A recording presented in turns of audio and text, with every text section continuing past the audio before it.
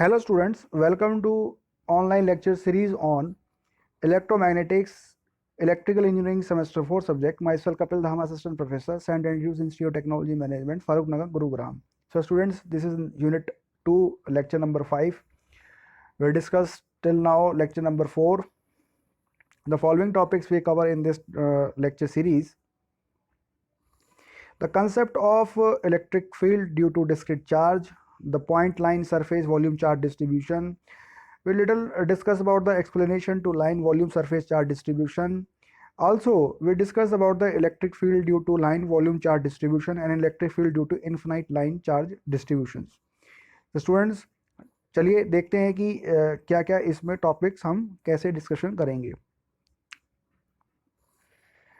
ऐसा कि आप देख रहे हैं कि electric field due to discrete charges की बात कर रहे हैं, तो यहाँ एक हम डायग्राम के माध्यम से इसको सीखेंगे।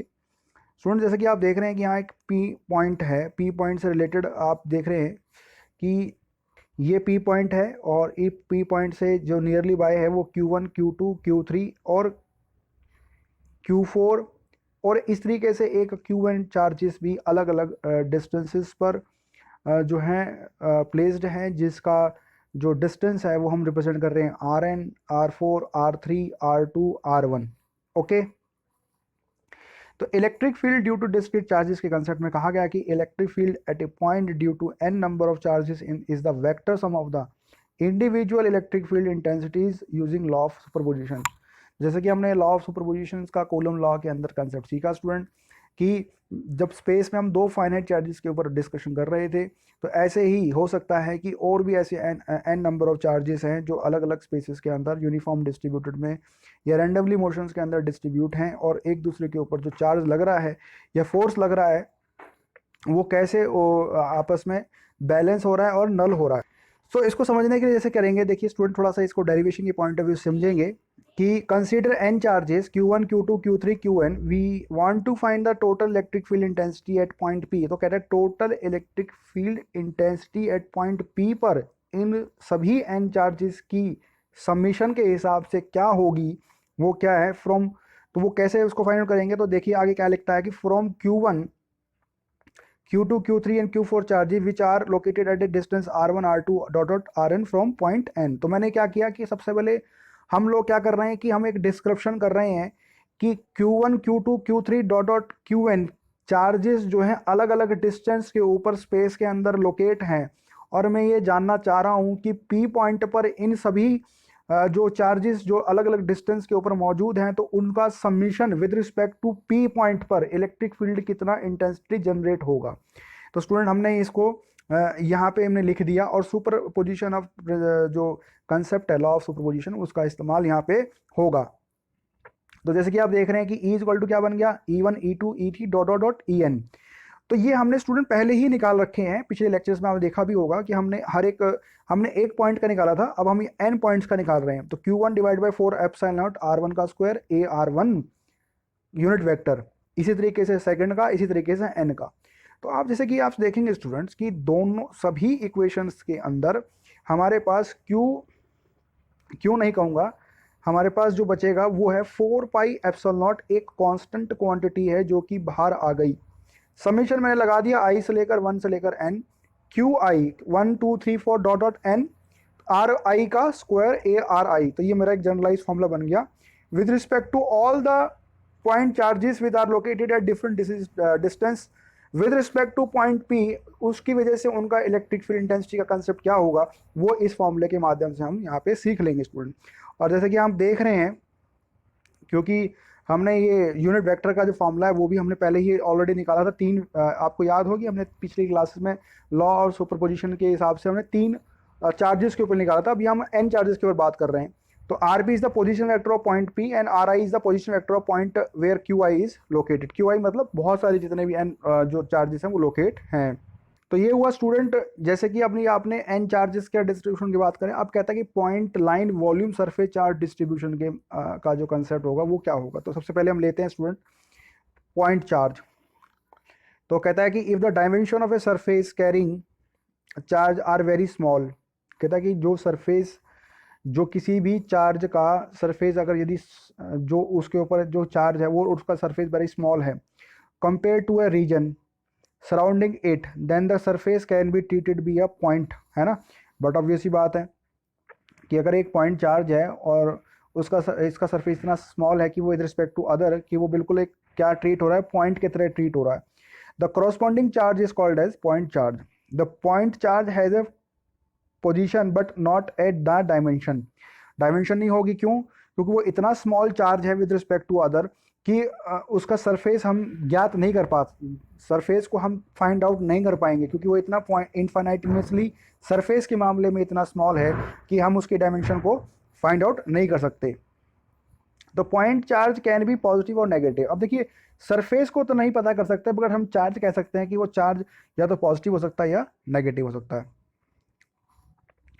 जैसे कि अब लाइन की बात करें तो लाइन चार्ज में क्या कहा कि भाई अगर एक यूनिफॉर्म लाइन है ना, जिसकी लेंथ एल है या सर्कुलर में हो गया, तो लाइन चार्ज के ऊपर या तो पॉजिटिव का कंसेप्ट होगा या नेगेटिव का कंसेप्ट होगा। तो it is possible that charge may be spread all along a line which may be finite or infinite. Such a charge uniformly distributed along a line is called as a line charge. Okay, charge जो distributed है student वो क्या है, may be positive और negative. जैसे point charge की बारे में बात करी थी कि उसके ऊपर चार्ज पॉजिटिव और नेगेटिव होता है, ऐसे लाइन चार्ज के ऊपर भी डिफाइन करता है। अब वो यूनिफॉर्मली स्प्रेड भी हो सकता है या रैंडमली स्प्रेड हो सकता है। तो चार्ज डेंसिटी की बात करें स्टूडेंट, तो charge density of a line charge is defined as a charge per unit length. तो चार्ज डेंसिटी रो एल कह लो इसको, वो बनेगी पर चार्ज यानी per unit length Q divide by L. Okay, तो चार्ज का जो होता है कूलम, ऐसा यूनिट क्या है कूलम, लेंथ की मीटर। अब बात करें स्टूडेंट जैसे कि अगर मेथड फाइंड आउट करें total charge Q from rho L, तो rho L is given as the function of the coordinates of the line 3x और 4y² एक्सेट्रा, है ना। तो लेंथ के बारे में बात कर रहे हैं या ठीक है, तो लाइन इंटीग्रल में कैसे निकालेंगे, क्यू लेंथ के अक्रॉस आप इंटीग्रेट कर रहे हो डी क्यू को, तो लेंथ में रो L D L from open line. अगर कोई क्लोज कंटूर इंटीग्रल हो, जैसे मान लो ऐसे हो गई, ये भी तो लाइन हो सकती है, यहाँ से स्टार्ट हुई और यहीं आके ख़त्म हो गई, तो ये भी क्लोज हो गई, तो इसको हमने कंट्रोल इंटीग्रल से रिप्रेजेंट कर दिया rho L for close line path. Okay, और अगर ओपन लाइन होगी तो ओपन लाइन तो कुछ भी हो सकती है, ओपन लाइन ऐसी हो सकती है, ठीक है। तो एग्जाम्पल ऑफ लाइन चार्ज क्या है, शार्प बीम इन ए कैथोड रे ट्यूब। तो जैसे कैथोड रे ट्यूब देख रहे हो आप शार्प बीम की, वो एक क्या है, लाइन चार्ज है। Charge circular loop of a conductor, तो सर्कुलर लूप ऑफ कंडक्टर में जो चार्ज लूप बन रहा है क्लोजली, वो क्या होगा, एक तरीके का क्लोज पाथ हो गया। तो इस तरीके के जो एग्जाम्पल्स हैं वो डिफाइन करते हैं इन चीज़ों को। अब बात करें स्टूडेंट जैसे कि सरफेस चार्ज डिस्ट्रीब्यूशन में, तो सरफेस जैसे कि आप देख रहे हैं, तो ये सरफेस हो गया हमारा एक, इसके ऊपर पॉजिटिव हो सकता है और एक नेगेटिव हो सकता है। तो ये पॉजिटिव हो गया, ये नेगेटिव हो गया। तो charge is distributed uniformly over A 2 dimensional surface. But obviously बात है, यदि ये चार्ज एक्स और वाई के रिस्पेक्ट में है तो ये एक्स वाई प्लेन के ऊपर है, यदि ये वाई और जेड के प्लेन में है तो ये वाई जेड के ऊपर प्लेन में है। तो हमेशा 2 डायमेंशनल सरफेस के ऊपर जो है यूनिफॉर्मली चार्ज डिस्ट्रीब्यूट आपका होता है। तो यदि इसकी चार्ज डेंसिटी के बारे में बात करें स्टूडेंट, तो क्या है, चार्ज पर यूनिट्स एरिया। तो एरिया क्या है, एक्स की भी लेंथ मीटर में है और वाई की लेंथ मीटर में है, तो क्या होगा, मीटर स्क्वायर हो गया। वाई की भी लेंथ मीटर में, जेड की लेंथ मीटर में है, तो कुछ भी हो 2 डायमेंशनल सरफेस हो तो यानी Q divide by metre square हो जाएगा। तो यही आपको यहाँ पे दे रखा है, कूलम पर मीटर स्क्वायर। तो इसका मेथड जो है फाइंड आउट करने का स्टूडेंट, वो क्या है, ये रहा सरफेस इंटीग्रल का, surface D Q rho S. Okay, इसका एग्जाम्पल की बात करें तो क्या है, plate of a charge parallel place capacitor. तो plate of a charge parallel place capacitor का देख रहे हैं आप, तो वो जो है एग्जाम्पल है इसका चार्ज डिस्ट्रीब्यूशन का। वॉल्यूम चार्ज डिस्ट्रीब्यूशन की बात करें स्टूडेंट, जैसे आप देख रहे हैं कि ये एक मैंने सिलेंड्रिकल कंसेप्ट लिया हुआ है, ये वाला, और इसके ऊपर सिलेंडर लगाया हुआ है, और charge is distributed uniformly in volume. Volume मतलब कैपेसिटी, तो वॉल्यूम चार्ज डेंसिटी V क्या हो जाएगा, total charge divide by volume cubic metre square, यानी कि length breadth and height. Okay, तो वो कैसे बनेगी, वॉल्यूम, और वॉल्यूम क्या है हमारा यहाँ पे स्केलर क्वांटिटी, तो यहाँ पे क्या आएगा, Q की value with respect to volume v, rho v dv। तो dv क्या हो जाएगा, dx dy एंड dz। तो यहाँ पे 3 ट्रिपल इंटीग्रल का काम यहाँ हो जाएगा। तो चार्ज क्लाउड जैसे कि आप बात कर रहे हैं, तो एक क्लाउड है, उसके अंदर कितने आपका जो है चार्ज वहाँ पे उसके अंदर एंक्लोज्ड है, तो वो एक एग्जांपल है स्टूडेंट। अब बात करते हैं कि electric field due to various charge distributions. तो यहाँ पे सबसे पहले बात करें electric field due to line charge distribution. तो यहाँ से यहाँ ये जो चीज़ देख रहे हो आप स्टूडेंट, ये ले रखा है हमने एक लाइन, इसके ऊपर एक छोटी सी हमने एक लाइन लिया, इनफाइनाइटमेसली वेरी स्मॉल वैल्यू dl। अब हम चाहते हैं कि dl का p पॉइंट पर आपका इलेक्ट्रिक फील्ड जो बनेगा वो क्या बनेगा। जैसे हमने अभी लॉ ऑफ सुपरपोजिशन के माध्यम से देखा कि n नंबर ऑफ चार्जेस जो हैं उनके ऊपर जो अलग अलग चार्जेस डेवलप्ड हैं और वो फाइनाइट डिस्टेंस के माध्यम से अलग अलग स्प्रेड आउट हो रखे हैं। तो हम p पॉइंट पर चाहते हैं कि उसका इलेक्ट्रिक फील्ड क्या बनेगा, तो हमने भी पढ़ा। ऐसे ही हम अब बात कर रहे हैं electric field due to line charge. तो हमने क्या किया कि यूनिफॉर्मली लाइन चार्ज डिस्ट्रीब्यूशन जिसके ऊपर पॉजिटिव चार्ज डिस्प्लेस्ड है, और हमने एक dl अमाउंट का लेंथ लिया और हम चाहते हैं कि dl लेंथ से p पॉइंट पर इलेक्ट्रिक फील्ड क्या बनेगी। तो यहाँ देखिए, consider a line charge distribution having a charge density rho L dq, तो on the differential length dl। तो डिफरेंशियल लेंथ dl की बात कर रहे हैं, तो डिफरेंशियल इलेक्ट्रिक फील्ड जो डिफरेंशियल लेंथ के माध्यम से p पॉइंट पे जो इलेक्ट्रिक फील्ड होगी तो वो भी तो dl के इक्वल अमाउंट में होगी, तो de होगी। तो de at point p due to dq, तो क्या होगा, जैसे कि आप जानते हैं कि E का जो फॉर्मूला होता है स्टूडेंट वो क्या होता है, Q divide by 4 pi epsilon naught R square. अब चूंकि आप देख रहे हैं कि 4 पाई एप्सिलॉन नॉट तो कांस्टेंट क्वांटिटी है, Q क्या है आपका डिफरेंशियल चार्ज है, तो ये क्या हो जाएगा dq हो जाएगा। R स्क्वायर आपका फाइनाइट डिस्टेंस पर रहा और AR इसकी यूनिट डायरेक्शन रही। अब जो dq होता है चार्ज, अभी हमने पढ़ा पहले, वो क्या था कि जो रो एल है वो आपने क्या पढ़ा, length divide by charge divide by length. मगर लेंथ तो आपका कितना है, छोटी है, तो dl हो गई। तो चार्ज की वैल्यू क्या हो गई, चार्ज की वैल्यू मैं क्यों निकालना चाह रहा हूँ, क्योंकि यहाँ पे क्या है dq है। तो इसका मतलब क्या होगा, रो एल इंटू में dl is equal to dq हो गया। तो ये वैल्यू यहाँ पे पुट अप करी गई है। ओके स्टूडेंट्स, तो हमारा जो इंटीग्रल फॉर्मूला बनेगा वो ये बनेगा। अब हमने लाइन के अक्रॉस में इंटीग्रेट कर दिया एल के अक्रॉस, तो हमारा आंसर निकल के आ जाएगा। इसी तरीके से अगर हम electric field due to surface charge की बात करें, तो यहाँ पे अब जैसे 2 डायमेंशनल की बात हो रही थी स्टूडेंट, तो यहाँ पे देखो, consider surface charge distribution having a charge density rho S charge. तो उस पर क्या होगा, अब ये ds है, एक छोटा सा हमने चार्ज वो ले लिया, सरफेस ले लिया, तो क्या बन जाएगा, ds बन जाएगा। तो चार्ज dq on the differential surface area ds क्या हो जाएगा, dq is equal to rho ds हो जाएगा। तो de क्या हो जाएगा, डिफरेंशियल लेंथ p के ऊपर। तो सेम कंसेप्ट लग रहा है स्टूडेंट, बस हमें यहाँ थोड़ा ध्यान देना है कि dq अब क्या बन जाएगा, rho S into D S. ध्यान दीजिएगा कि रो एस को हमने पढ़ा था कि charge divide by surface area, surface area कुछ भी हो सकता है x इंटू वाई, तो D X into D Y. तो D X into D Y क्या है, डी एस है, ये रहा, ये लगा दिया। ओके, आई होप कि आप समझ पा रहे होंगे। तो जो हमारा नेट बना आंसर वो ये बना। ओके,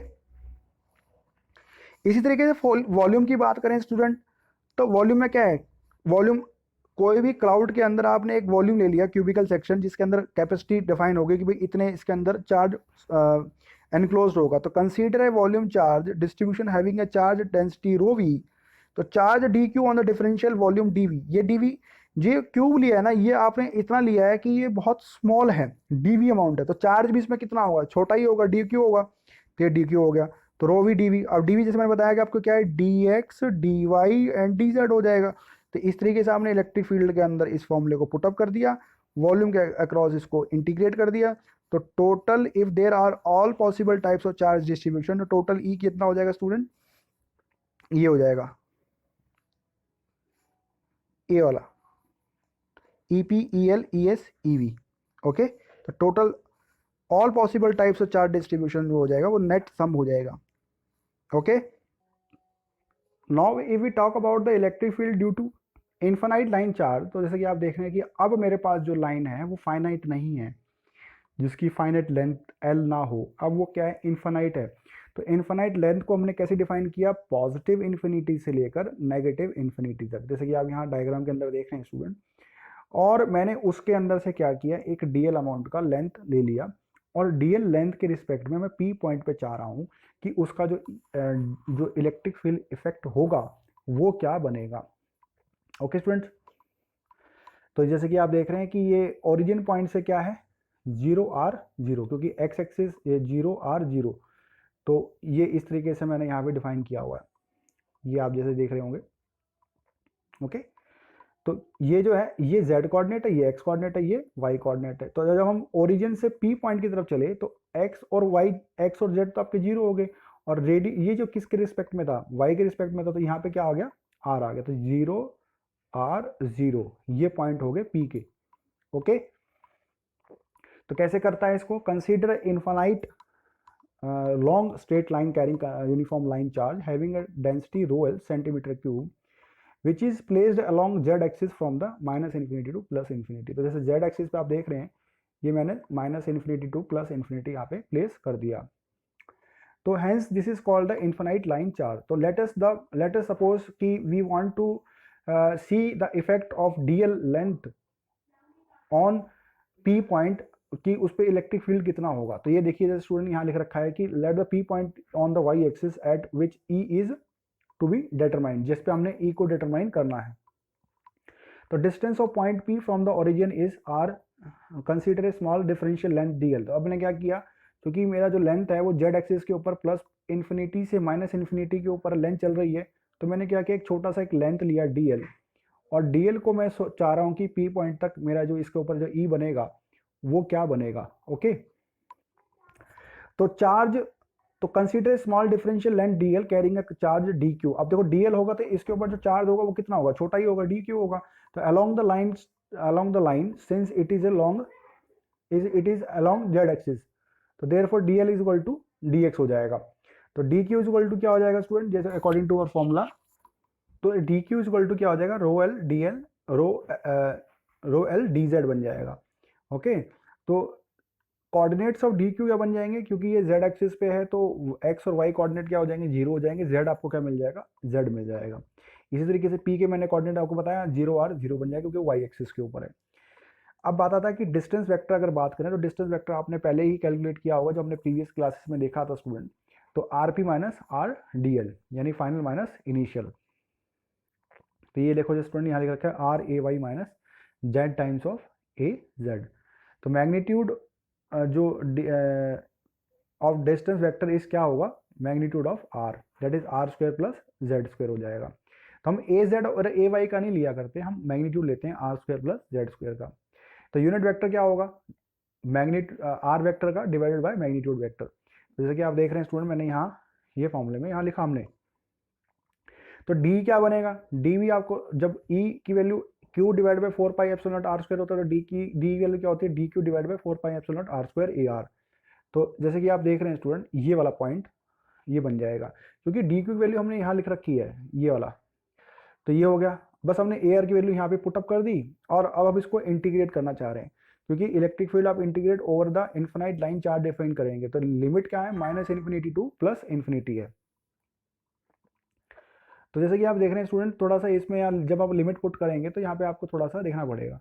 तो जेड इज इक्वल टू हम यहाँ पुट करेंगे आर टेन थीटा, जैसे मैं आपको दिखाऊं, Z is equal to R tan theta, R is equal to Z by tan theta, तो D Z equal to R secant square D theta. तो R is equal to ये R is equal to Z by tan theta, तो R by Z का ratio ले 1/10 theta, tan theta की value कितनी हो जाएगी, जेड बाई आर। तो थीटा की वैल्यू कितनी आ गई, tan inverse Z by are आ गई।